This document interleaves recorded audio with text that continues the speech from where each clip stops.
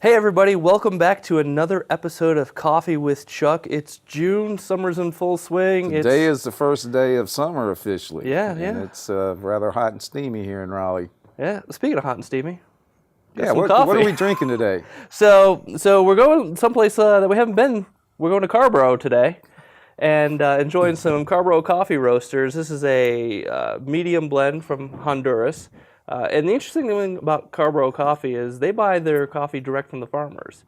So this coffee was purchased by somebody named Francisco Moran in Honduras. So this is his coffee that they roast locally. This is good. It's got a crisp Oh yeah, taste to it. yeah, Good choice. that is a good one. That is a good one. And nice to see Orange County represented today. Yeah. So that's pretty good. And I actually purchased it the other side of the triangle at the local shop in Nightdale, the Coffee Chamber. So supporting nice. local business both There you ways. go, both ways. That's Both great. ways.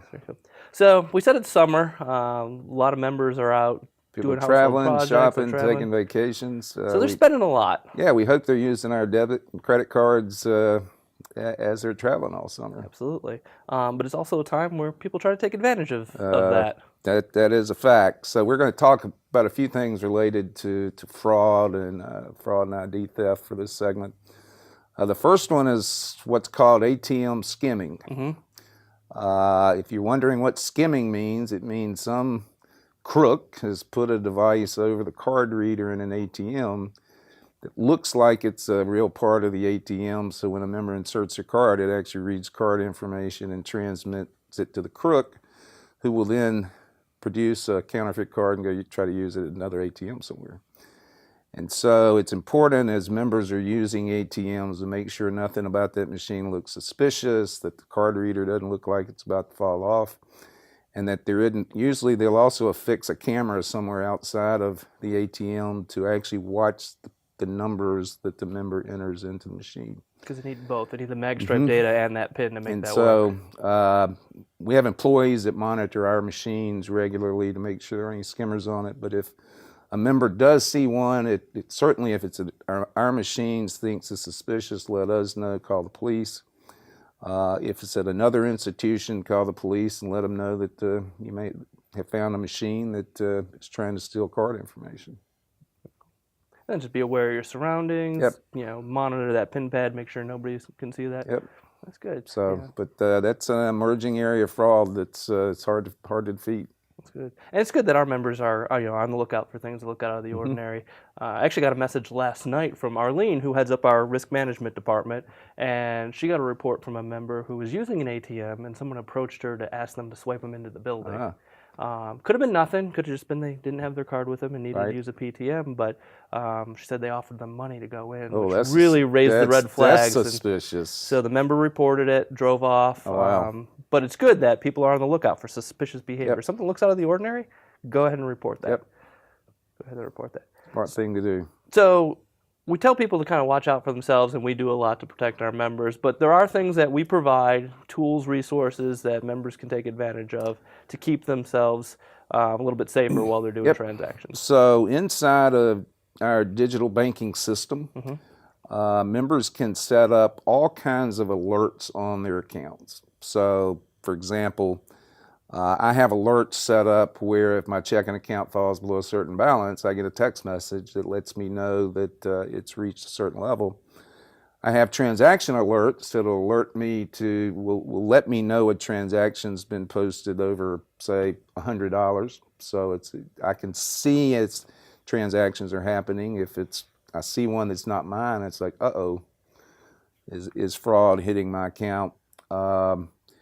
And in the My Card info site, which is tied to credit cards, members can set up alerts on their credit cards as well. So it's a way for members to be able to monitor what's happening in their accounts. And I've had fraud over the years on mine from counterfeit cards, and in most cases, I saw it very quickly. I saw a transaction post that wasn't mine.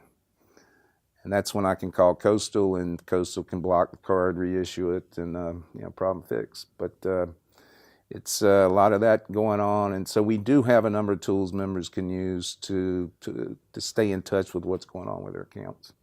That's good. Yeah, I use all of our different fraud alerts. I actually, Yep. set them up to go to my phone as a text. Right. And it's always funny at a restaurant when you hand your card Mm-hmm. off and the server walks away, and I know that that server scanned it for the right dollar amount before they got back to Right. the table, Right. because that came through as an alert. Well, the newest tool we have is an app called CardNav, which is a card control app that works on iPhones and Android and so forth, that allows the member to control their debit cards.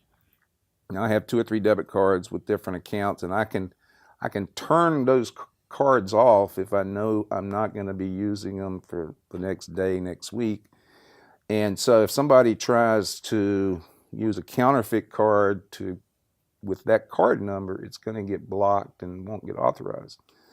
The other thing with CardNav, and I'm a Apple Watch user. I love paying with my watch, but CardNav also transmits to the watch. So every time a debit card transaction is processed on one of my cards, I get an immediate notification on my watch. Nice.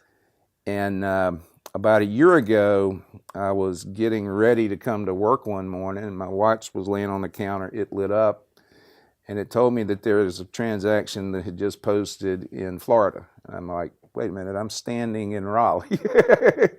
As it turns out, it was a fraudulent transaction, obviously from a counterfeit card.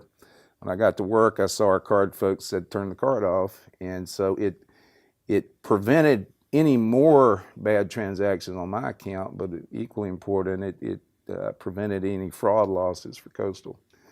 And so that app is, if you use your debit card a lot, it's a great tool to be able to manage where it works and so forth. Yeah, that's the nice thing about CardNav too, is how refined it allows you to select some of the usage. Yep. So if you know you never use that card at an ATM, you could shut it off to ATMs altogether. Or you can shut it off for online transactions altogether. Correct. And then if you never shop online with your debit card, you can turn online merchants off. Right. So it'll never allow one of those to come through. Yep. I don't want to jinx it, but since we got CardNav, I haven't been part of a breach. So I haven't had any issues with my card either.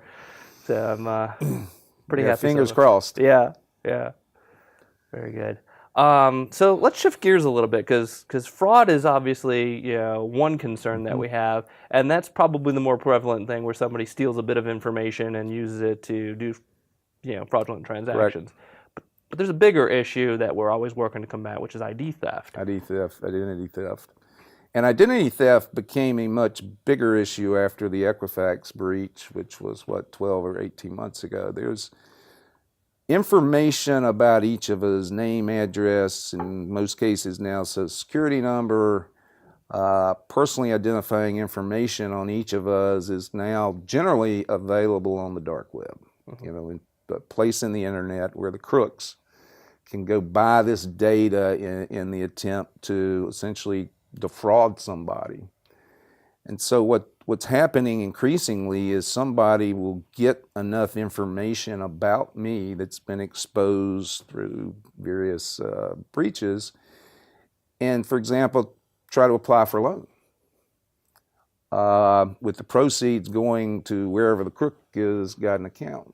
And so it's becoming a bigger and bigger problem.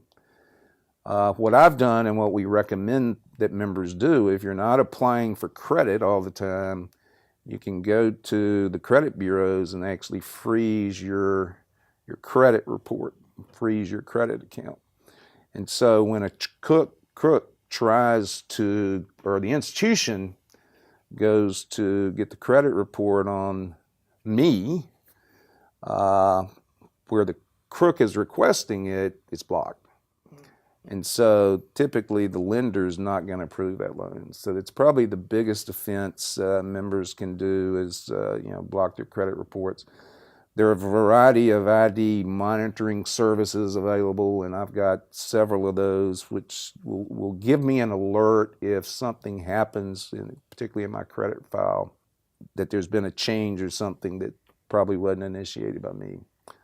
The other thing we've done for members, if your ID is stolen or you believe that it has been taken and somebody's trying to apply for credit in your name or so forth, we have an ID theft recovery service that's available to every member.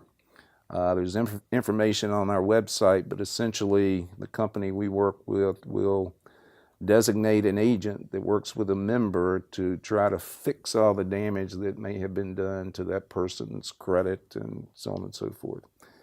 We're not aware of any other institutions in this market that makes that available and provides it for free. The value of that to each member is $36 a year. If a member had to go out and purchase the same kind of protection. So fraud and identity theft are prevalent, unfortunately. And we're doing everything we can as an institution to make sure our members have access to tools that they can better protect themselves from what's going on. Very good. And then you said that so the cost to a member elsewhere would be $36. At least. We give it for free. For free. But the value Could be huge. in terms of being able to, just the time, the time you have to put into that to do all the work to recover your ID, and to have somebody else do that on your behalf. That value is huge. To show you the seriousness of it, there have been cases where a crook took someone's ID and got a mortgage loan on that person's home that may have already had a mortgage loan. Wow. Completely Unbeknownst to that particular person. And so somebody walks away with $250,000 in loan proceeds on a house. And so ID theft can be very, very expensive for members that get caught up in it. So we're doing everything we can to make sure they're protected. Very good, very good. So we'll continue to do our part. We always tell members, just be vigilant. Mm-hmm. If you see anything, let us know. Let us know. We're here to help. Any last thoughts? Yeah, it's it's summertime. People traveling, having fun, and certainly encourage members to keep using our cards as they're traveling and seeing family and friends and enjoying the summer. And to all our members, have a great summer. Enjoy it. Very good. Sounds good. As always, if you like this video, be sure to give it a thumbs up and feel free to share it with your friends and family. A lot of good, useful information in here that can help keep them safe from fraud and ID theft. And as always, please subscribe to our YouTube channel and get notified anytime this or any other videos are made available. So until next time.